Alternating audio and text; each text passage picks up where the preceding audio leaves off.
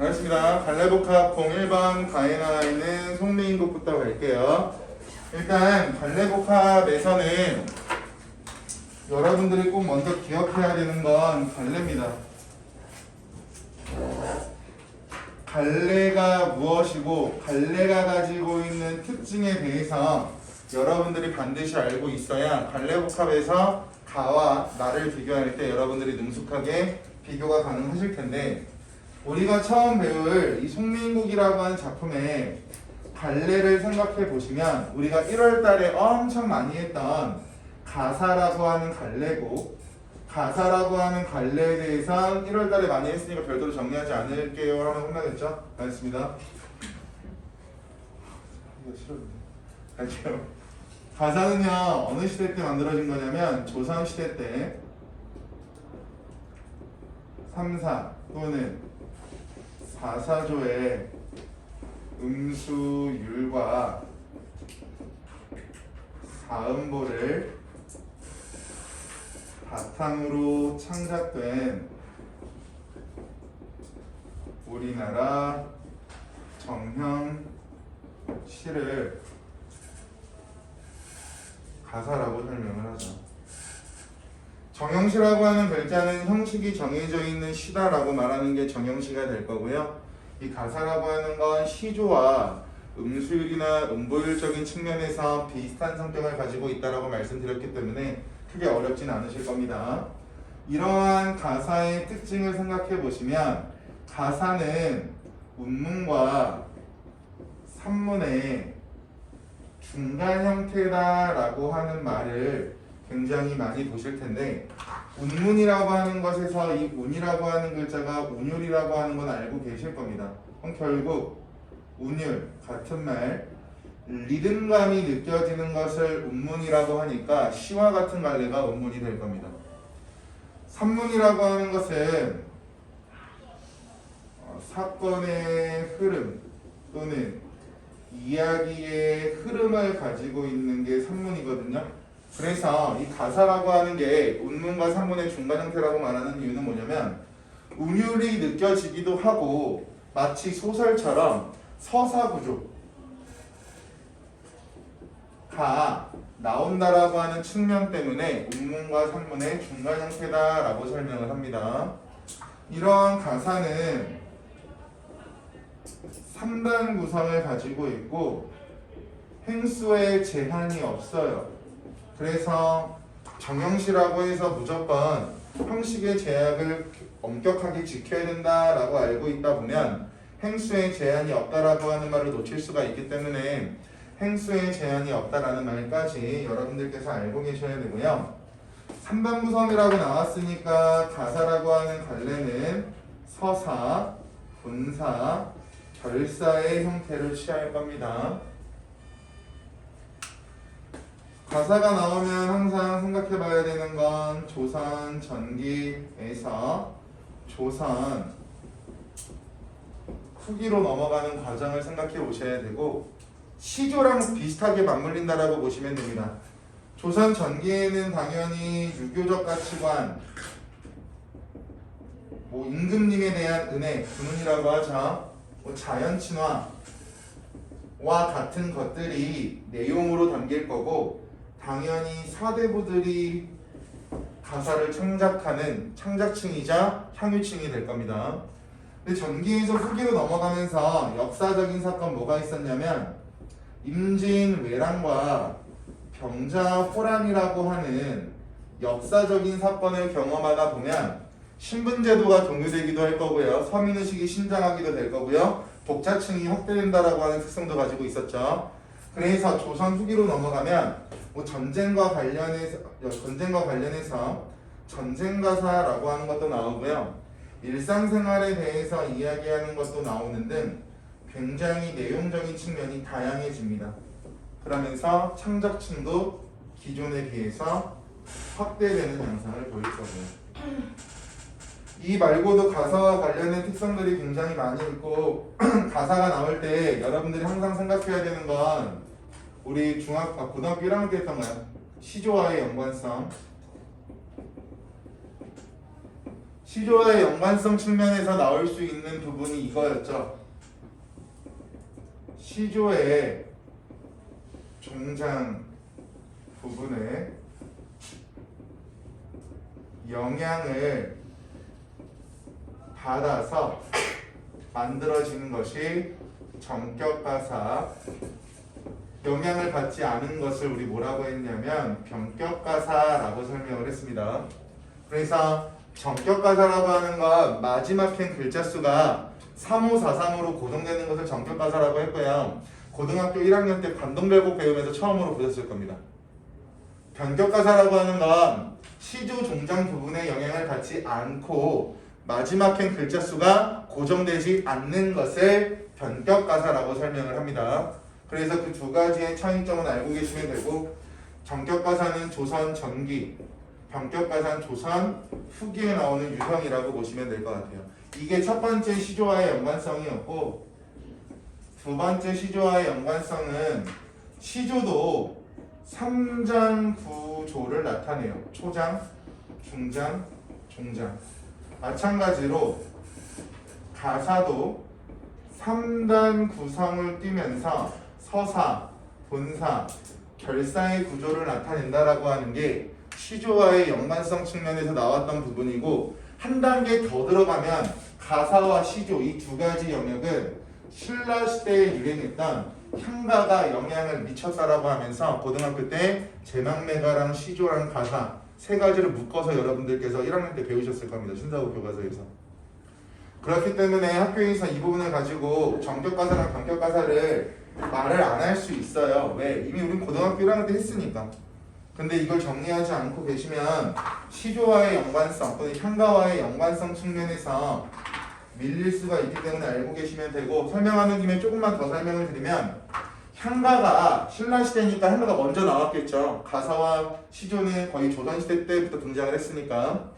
향가가 이 두 가지에 어떤 영향을 줬냐면, 향가 중에서 19채 향가도 기서결이라고 하는 구조를 가지고 있으니까 3장 구조, 3단 구성에 영향을 미쳤다라고 할 수 있을 거고요. 두 번째, 19채 향가 중 결 부분에는 낙구라는 감탄사가 있다라고 했습니다.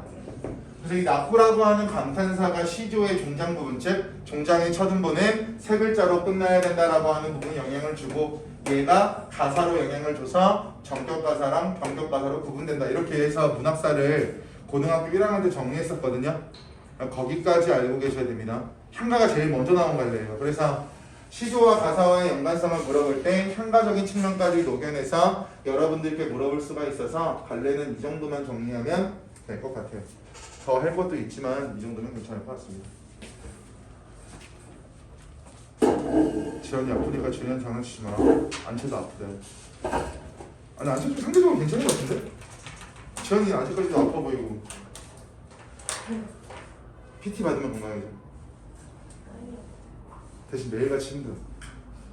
몇 킬로 빠졌어? 지금 체지방은 8. 8kg? 체지방률 8. 대박. 근육량은 지난주 화요일 날은 3이 빠져 있었는데 화요일 날은 그 빠진 게 차서 4가 늘어서 플러스 1. 체지방은 8 빠지고 근육량은 늘고. 지호 사기당했어요?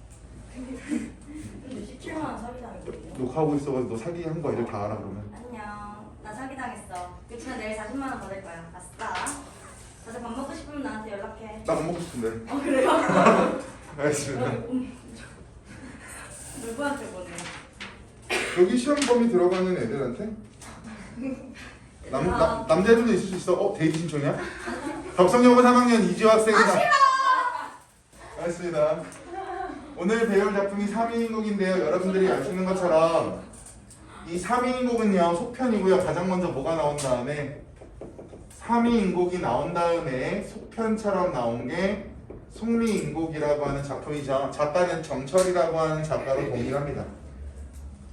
그런데 이 두 가지에 대해서 여러분들이 공부하실 때 이따가 여러분들께서 받고 보시게 될 정리지에도 나와 있지만 가장 중요한 건 이 두 개의 작품의 공통점과 차이점을 구분해서 알고 계셔야 됩니다. 송민국이 들어가면 학교에서 삼위인국을 언급하지 않아도 여러분들께서 송민국과 삼위인국을 비교하는 작업을 하시는 건 당연히 해야 될 작업 중에 하나가 돼요. 그런데 거기까지는 제가 설명할 필요는 없는 것 같고요. 정리제가 씌워놨으니까 이 두 가지의 공통점만 볼게요. 공통점이라고 하는 건 송민국에도 포함되는 내용이기 때문에 이 부분만 가지고 설명을 드려도 될 것 같습니다. 삼위인국이나 송민국은 임금을 향한 충성심을 여성, 화자에 빗대어서 표현하고 있는 작품이 송민국과 삼위인국의 공통점이라고 보시면 돼요. 그래서 임금에 대한 충성심 또는 뭐 임금에 대한 그리움 또는 임금에 대한 뭐 사랑 뭐 이런 것들을 고백한다라고 해서 얘를 충신연주지사라고도 설명을 하죠. 충성스러운 임금이 충성스러운 신하가 임금님을 사모하는 노래를 부른다 또는 사랑하는 이야기를 한다. 얘를 충신연주지사라고 설명을 할 거고, 두 번째는 공통점으로 화자가 천상계에서 지상계로 내려온 인물로 형상화 될 겁니다. 그러면 천상계와 지상계가 나와 있으니까 이원론적 세계관이 나타난다라고 할 수가 있을 거고요. 공간이 두 개다. 그걸 이원론이라고 설명을 하죠. 그리고 위에서 아래로 내려온다라고 하는 걸 무슨 모티프라고 하냐면 적강 모티프라고 설명을 합니다. 하늘나라에서 인간 세계로 내려온다. 얘를 적강 모티프. 세계가 두 개니까 이원론적 세계관. 마지막 세 번째, 불교적인 색채가 드러나면서 죽어서도 또는 뭐 죽어서라도 자연물이 되어서 임의 곁에 있고 싶어 한다라고 하는 것이 삼위인국과 송민국의 공통점이고 이 작품에서도 고스란히 그 부분이 드러날 테니까 방금 말씀드린 부분 보시면서 살펴보시면 될 것 같아요. 워낙 유명하고요, 워낙 뻔하고요, 워낙 빈출되는 작품이기 때문에 알려진 정보가 너무 많고요, 봐야 될 것들이 굉장히 많습니다. 그래서 송민국을 한 번만 제대로 딱 공부해 놓으시면 파급력 또는 다른 작품이랑 연관성이 높기 때문에 한 번만 잘 공부해 놓으시면 좋을 것 같기도 하고요. 바로 가겠습니다. 그런데 송민국은 특이합니다. 대화체 형식을 사용하는데 삼위인국은 독백체고요. 누가 나오냐면 감녀가 나오고 을녀가 나와요. 이 감녀는 보조적인 역할을 하는 화자가 감녀고요. 중심적인 역할을 하는 사람이 을녀라고 보시면 돼요. 근데 어떤 선생님은 여인 1, 여인 2라고 설명하기도 합니다. 어떤 사람은 갑을이라고 설명하기도 하고요. 그래서 작품의 전체적인 분위기나 작품의 주제나 작품의 정서를 파악할 때는 우린 무조건 을녀에만 포커스를 맞추시면 돼요. 그렇다라고 해서 감녀가 아예 쓸모없는 사람은 아니고요. 감녀가 을녀에게 하소연을 유도하고 작품을 전개시키는 역할을 감녀가 하거든요. 감녀가 없었다면 작품이 전개가 안 됐겠죠. 감녀도 나름대로 하는 역할이 있기 때문에 감녀의 역할과 을녀의 역할을 각각 구분지어서 알고 계셔야 되고, 대화체이기 때문에 보면서 감녀, 을녀 구분하면서 볼게요. 되셨죠? 알겠습니다.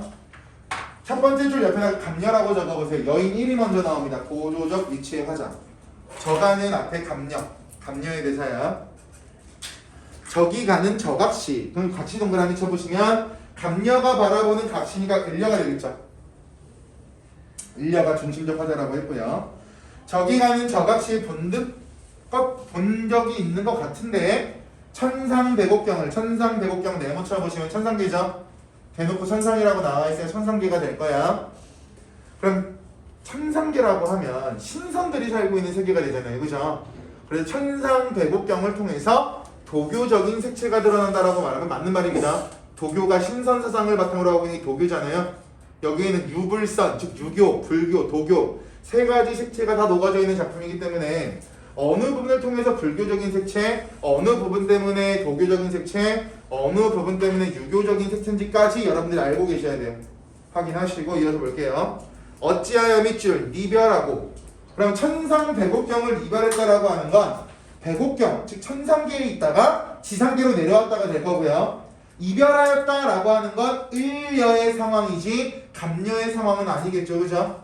을려의 상황, 시적화자의 상황이라고만 말하면 애매할 수 있으니까 을려의 상황이라고 보시면 될 것 같습니다. 화자는 두 명이니까. 해가 다 저문 날에 누구를 보러 가시는 곳, 누리라고 하는 글자 밑줄 쳐보시면 시적 대상이죠. 시적 대상. 그럼 을려가 보고 싶은 시적 대상이라고 한다면 임이 될 거고요. 정철이라고 하는 작가를 적용시켜보면 선조입니다. 선조. 정철이 보고 싶어 했던 당시 조선의 임금은 선조.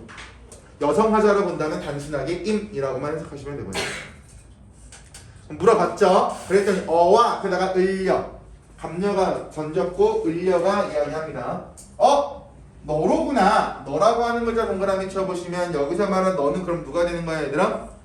갑려가 되겠죠? 을려 입장에서는 상대방인 갑려가 될 거고, 이내 샤샬 들어보, 내 샤샬 가로쳐 보실까요? 나의 이야기가 될 거예요. 나의 이야기. 그럼 여기서 말하는 나의 이야기가 본문에 나오는 본문의 중심 내용이 되겠죠, 그죠? 본문의 중심 내용 가겠습니다. 내 얼굴과 이 거동이, 내 모습과 이 움직임이 님께 사랑받음직 한가마는, 사랑을 받을 법도 한데 어쩐지 나를 보시고 너구나 라고 여기실세 생각하시기에 나도 님을 믿어서 군뜻이 전혀 없어 밑줄 이래야 교태야 어지러이 하뒀던디. 아양도 부리고 교태도 떨면서 어지럽게 굴었던지 라고 해석할 수 있는 부분인데 아래 적어놓을까요? 을려가 생각하는 이별의 원인. 을려가 생각하는 이별의 원인.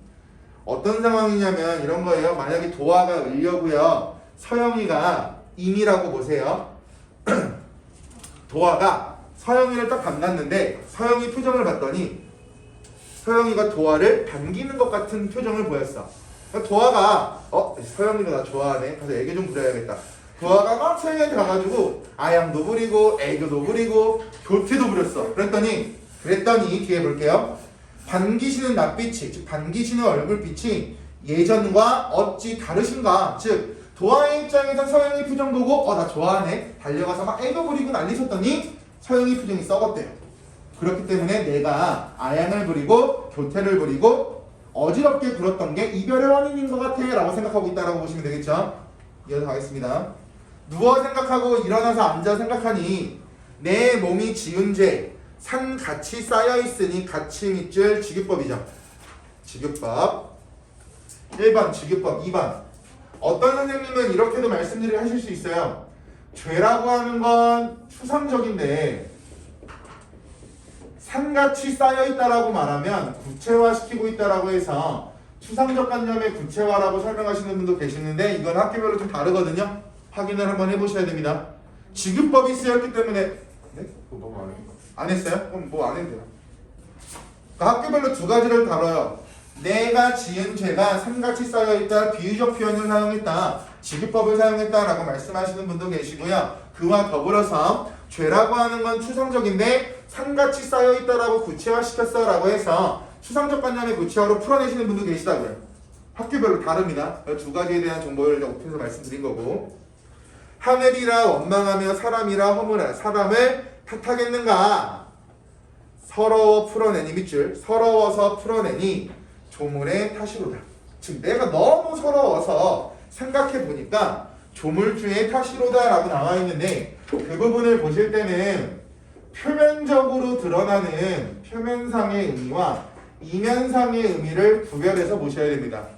을려의 입장에선 누구 탓으로 지금 표면을 돌리고 있냐면 조물주의 탓이야 라고 설명하고 있는 거죠. 조물주라고 하는 건 이 세상에 만물을 만든 사람이 조물주가 될 거야. 하지만 앞문장 보시면 하늘을 원망할 수 있겠어? 사람을 탓할 수 있겠어? 라고 말하는 부분을 통해서 이면에 담겨있는 의미는 운명론적 인생관, 운명의 가치관, 즉 임을 원망하지 않고 자기 스스로를 자책하고 있다라고 보시면 되겠죠. 이별의 원인은 누구 탓이다? 내 탓이다. 그게 이면적인 의미가 된다고요. 이별의 원인은 내 탓이다. 겉으로는 조물주의 탓이야 라고 말하고 있지만 속으로는 내 탓이지 뭐 이렇게 생각하고 있습니다. 그 다음 갈게요. 그란 생각 마오. 그란 생각 마오만 가로쳐 보시면 그것만 감녀입니다. 그것만 감녀. 근데 어떤 선생님께서는요, 뒤에 나오는 맺힌 일이 이셔이다까지 감녀의 대사로 처리하는 경우도 있어요. 근데 일반적으로 앞에 나와 있는 그란 생각 마오까지만 감녀라고 처리하는 게 대다수고요. 어떤 쌤은, 어떤 교과서는 맺힌 일이 이셔이다까지 감녀로 처리하는 경우가 있는데 저는 그냥 일반적으로 하는 앞문장만 감녀라고 처리할게요. 그런 생각하지 마세요 라고 감녀가 위로하고 있죠. 그랬더니 을려가 말합니다. 맺힌 일이 있습니다. 내 가슴속에 맺힌 게 있어. 요가 되겠죠. 그죠? 보시면 님을 매셔 있어. 님을 모시고 있어. 님의 일을 내가 아는데 물 같은 얼굴이 같은 밑줄 취급법이죠. 그럼 물이라고 하는 소재가 가지고 있는 의미, 역할, 기능은 연약하다, 맑다 이런 뜻이 있을 거예요. 그죠? 연약한 모습이 편하실적이 몇 날일고 얼굴을 제가 모습으로 해석하는 이유는 조선시대 때 얼굴은 단순하게 오늘날 얼굴이 아니라 모습 전체를 나타냈죠. 의미의 축소라고 하는 언어의 역사성이 적용되는 단어의 뜻이기 때문에 모습이라고 읽고 있습니다. 오늘날이야 이 눈, 코, 입 있는 부분을 얼굴이라고 하지 조선시대 때는 전체 또는 모습 자체를 나타내는 게 얼굴이었으니까. 순환고열은 어찌케 지내시며 추일동천은 누가 모셨는가? 죽조반 조성매 아침 저녁 진지외 누가 예전같이 잡수고 계신가? 기나긴 밤은 어찌 주무시는가? 지금 나와 있는 부분은 그냥 임에 대한 걱정이라고 보시면 되겠죠? 아침밥 저녁밥 죽은 누가 줘? 네.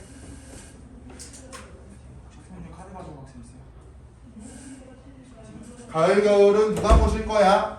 계속 나오는 건 임에 대한 걱정이라고만 보시면 됩니다. 내가 없는데 임을 누가 모실 거야?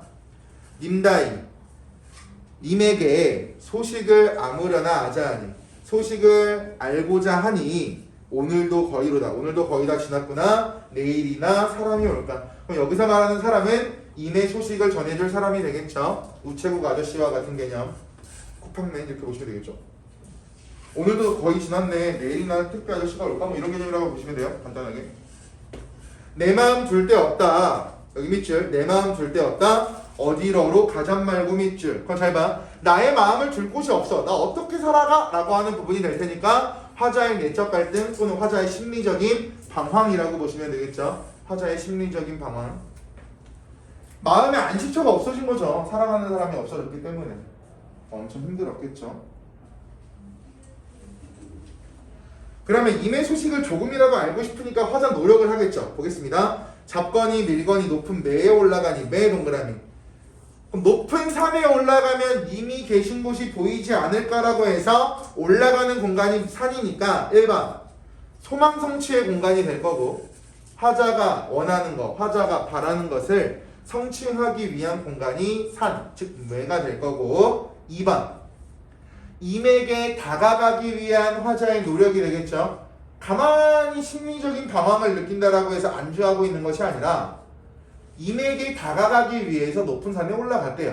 그렇다고 실제적으로 거리가 가까워지지 않겠지만 자기 눈으로 볼 수라도 있다면 좀 거리를 가볍게 느끼겠죠. 구름은 커니와 안개는 무사이고 산에 올라가서 님이 계신 곳을 보려고 했더니 구름도 껴있고 안개도 껴있답니다. 구름세모, 안개세모. 장애물이죠. 정철로 따진다면요. 간신들이 되겠죠. 단순 장애물이 될 수도 있고 간신이 될 수도 있고. 산천이 어두운데 1월을 어디 보면 1월이라고 하는 거 가로쳐 보시면 조선시대 때 하늘에 떠있는 모든 것들은 전부 다 임금이 된다.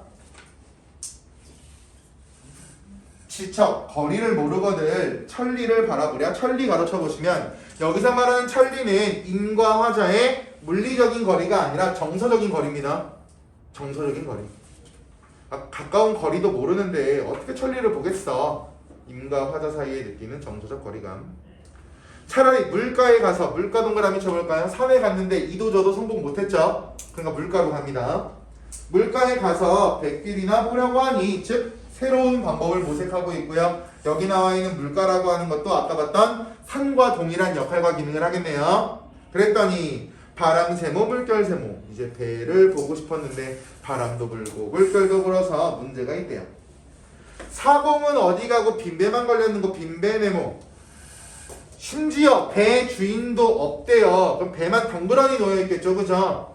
그럼 마치 자기 자신처럼 저 배도 혼자 있다라고 생각을 할 테니까 이 빈배는 화자의 정서를 유발하는 객관적 상관물의 역할을 할 거고, 화자의 감정이 이입됐다라고 볼 수 없죠. 빈배를 보고 화자의 정서가 부각되고 있는 거지 화자의 정서가 이입된 것은 아니기 때문에 객관적 상관물이라고 보시는 게 맞고요. 여기서 빈배가 하는 역할은 화자의 외로움, 또 화자의 절망감, 또 쓸쓸함 이러한 정서들을 부각시키는 역할을 할 겁니다. 빈배. 가뜩이나 나는 임을 보고 싶은데 임을 보지 못하고 있는데 백길이나 알아보려고 간 배에는 빈배. 화자의 입장에서는 소식을 알 방법이 없기 때문에 절망감도 느낄 거고 외로움도 느낄 거고 쓸쓸함도 느낄 거고. 강천에 혼자 서서 지는 해를 굽어보니까 님의 소식이 더욱 아득하구나. 모처음 찬자리에 밤중만 돌아오니 모처음 찬자리 바로 닫아보시면 우리 밖에 있다가 집에 들어가면 이불이 차갑죠. 사람의 온기가 녹아들지 않았으니까. 화자가 지금 살고 있는 집도 결국 화자 혼자 있기 때문에 화자 집에 있는 모든 세간살이가 추운 기운이 돌고 있었을 거라고. 그러니까 화자가 혼자 살고 있다. 뭐 화자의 외로움이라고 하는 걸 나타낸다라고도 보는 분이 계시는데 일단 화자가 처한 상황을 파악하는 데 있어서 모처음 찬자리라고 하는 건 충분히 활용할 수 있는 부분이니까 가로만 치고 넘어가면 될 것 같습니다.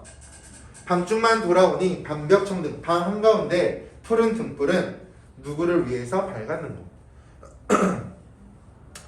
여기 가로쳐 볼게요. 오르며 내리며 해 뜨며 바자니니 가로 올라갔다가 내려갔다가 헤매며 방황하니 1번 하루의 일과를 요약적으로 제시하고 있다.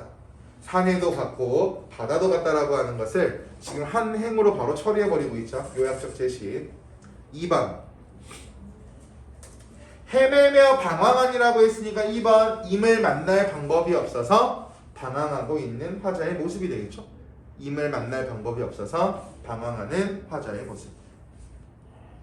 사랑하는 사람을 잃어버리면 누구라도 이러지 않을까요? 적은던 역지나야 힘이 다 빠져서 풋잠을 잠깐 드니 풋잠 네모 치셔야죠.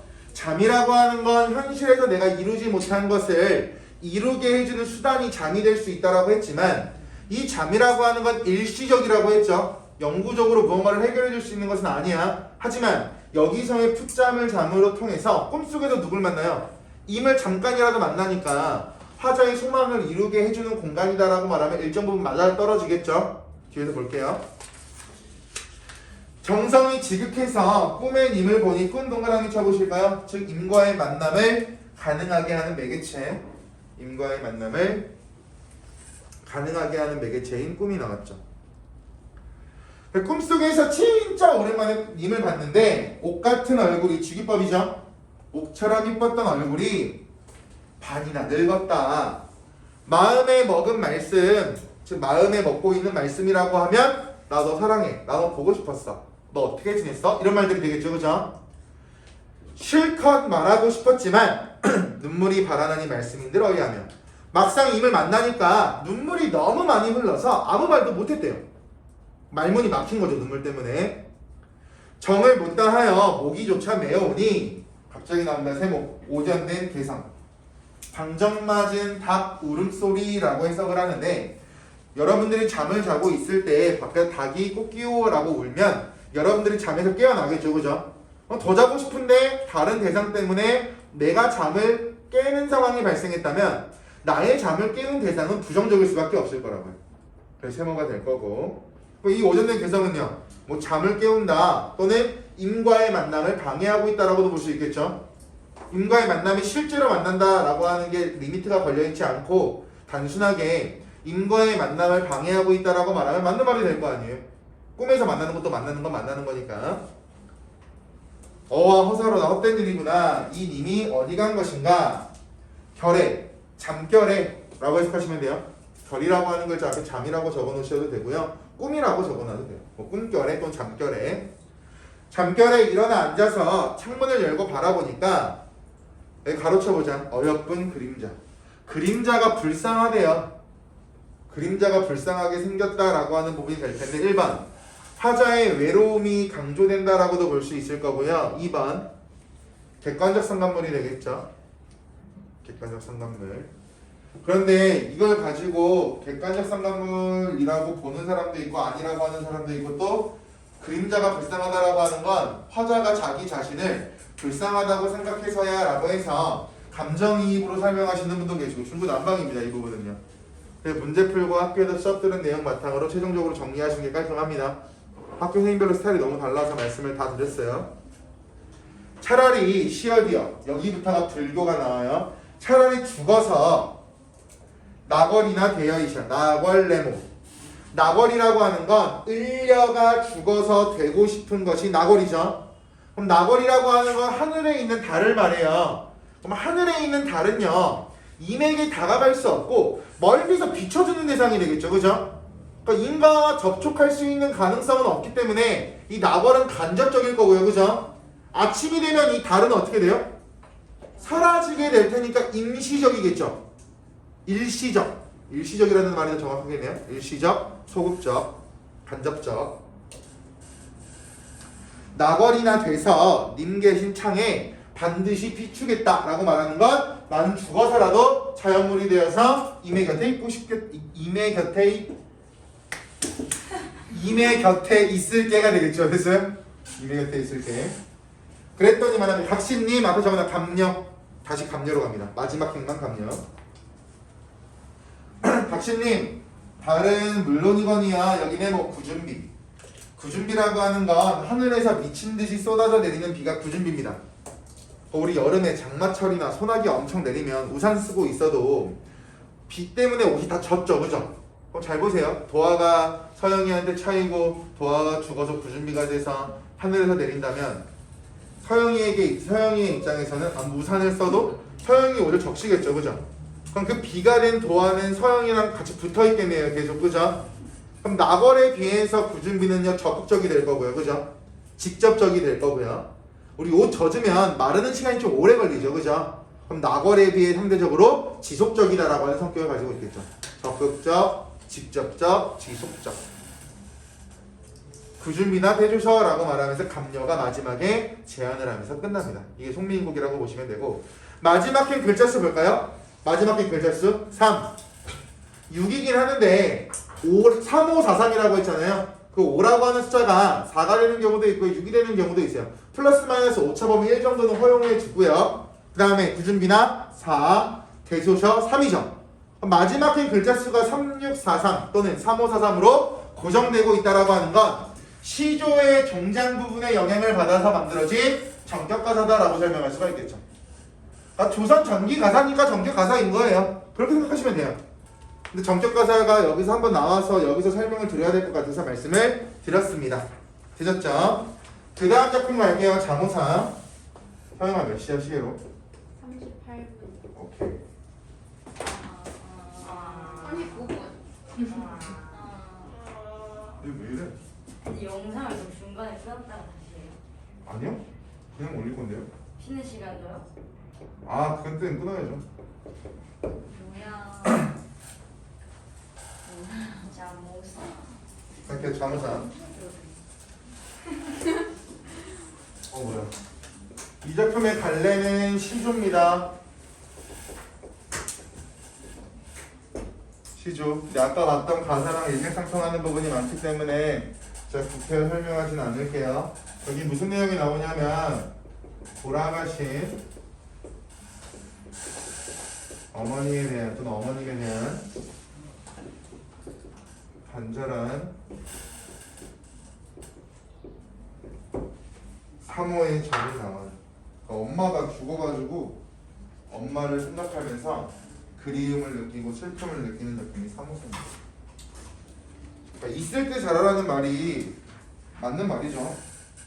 안 계시면은 어머니께 잘하고 싶어도 잘할 수가 없잖아요. 그래서 이런 작품 보시면서 집에 가서 막 짜증 내시는 분들은 반성 좀 해보시고요. 알겠죠? 알겠습니다. 잠깐요. 친구였어. 지원이 텐션이 너무 낮아가지고 마음이 아프다. 너무 속상해. 술 한잔 해 오늘. 그네한테. 아프냐고 뭐라? 영상 찍는데. 지연이 술 안 마셔. 그렇게 한 번도 별로 병을 해주는 게 더 웃겨. 아, 진짜인데 다들 오해하고 있네. 누가 더 얄미웠어 방금? 네? 지호가 더 얄미웠어? 내가 더 얄미웠어? 지연이 날 좋아해. 이게 진짜 절대로 알았어. 좋습니다. 가을은 그 가을이 바람 불고 잎 뜨는데 라고 나오는데요. 가을은 그 가을이 바로 쳐볼까요? 거기가 가을이 가을이다라고 하는 느낌을 주고 있는 부분인데 그냥 다 계절의 반복, 계절의 순환이라고 생각하시면 돼요. 가을이 끝나면 또 다른 가을이 오겠죠. 시간이 지나면요. 잎 드는 데에서 드는 데는 떨어지는 데라고 해석하시면 돼요. 잎이 떨어지는데 가시님 어이하여 가시님 동그라미 쳐보세요. 여기서 말하는 가시님은 이 작품의 시적 대상인 어머니가 되겠죠. 어머님은 어이하여 빗줄 돌아오실 줄 모르는가. 눈치 빠르신 분 보시면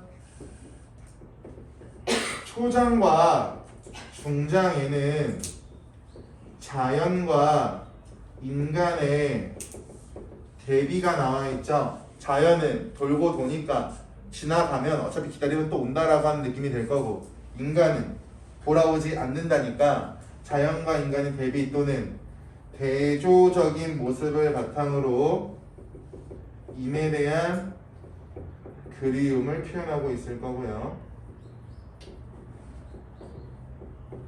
자연과 인간의 대비라고 하는 건 예전 작품에서, 고전 작품에서 수없이도 많이 나오는 부분이라 한 번만 그거를 바라보는 눈만 길러 놓으시면 좀 많이 도움이 되실 것 같습니다. 할게요. 살뜰이, 살뜰이라고 하는 글자가 뜻이 여기서는 뭐냐면 사랑하고 위하는 마음이 자상하다 이런 뜻이거든요. 그럼 갈게요. 사랑하고 위하는 마음이 자상하고 지극하게 기르신 아이.